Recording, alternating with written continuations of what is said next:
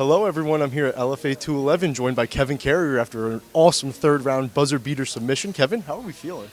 Feeling good, feeling good. Thank God I came out on the other side. 4-1 after a big layoff, 6.5-year layoff.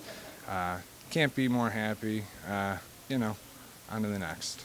Yeah, so I was going to ask you about that. You had your first loss last time out, and now, after such a long layoff in your career, it must be a little bit upsetting to even go through a loss like that. You bounced back in a way like this. What kind of emotions and hard work go into a win like this?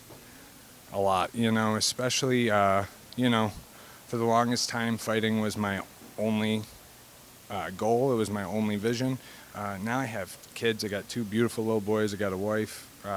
So now having a life outside of this, it's hard to kind of keep it going, but this is still not my everything anymore, but it's right there. To be able to come out on the other side and rebound after a loss, it means the world to me because I put so many years of hard work, dedication, loneliness into this. To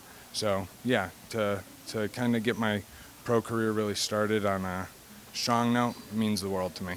So when you went for that takedown very late in the fight, there were only seconds left. Did you know that was going to be a buzzer beater submission? And what were your thoughts when he shot that takedown? Was it like, oh, I got him now? This whole not the whole camp.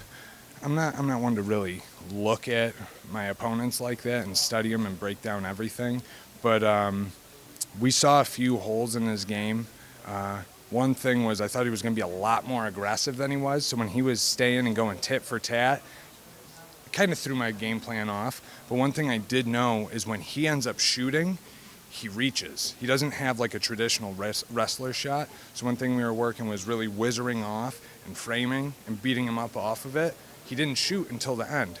So I was like, that won't do it all. One thing I knew that could happen was I have a good guillotine.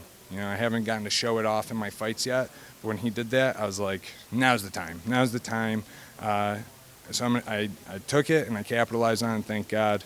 God was in my corner on that one. I think it was the perfect time to capitalize on that guillotine. I mean, you couldn't ask for a more storybook ending. So just last one from me, Kevin. You're here, LFA 211. You had a 4-year layoff. You come back now. What's next? Do you want to stay very active? Do you want to make it back in the cage before the end of the year? Or do you want to take some time off, enjoy your family, enjoy the win? I'm 32. I'm not a young man anymore. If this is what I'm going to do, I got to go all or nothing. The game plan was 2 more wins. I'd like to still relish in this, but you hang your hat on something for too long, this shit passes you by. The loose game plan going into this was August, November. I'm going to let my eye heal a little bit, take the week off. I already promised my wife and kids this next week is all for them. I'm going to be in the gym Tuesday, Thursday, running my amateurs through their stuff. But, right now, family time, and then it's back to work the following week. All right, family time. Shout out Carly. All right. Baby, let's go. Shout out to Carly. So I'm with Kevin Carrier, LFA 211, buzzer beater submission win. Thank you, everyone. Thank you. Cage Side Press, you guys are awesome. Eddie, Dylan, the whole team, you guys are awesome. Also, shout out Funk Harbor. Jamaican Rum, baby, let's go. Aljamain Sterling, baby, in the house. Let's go.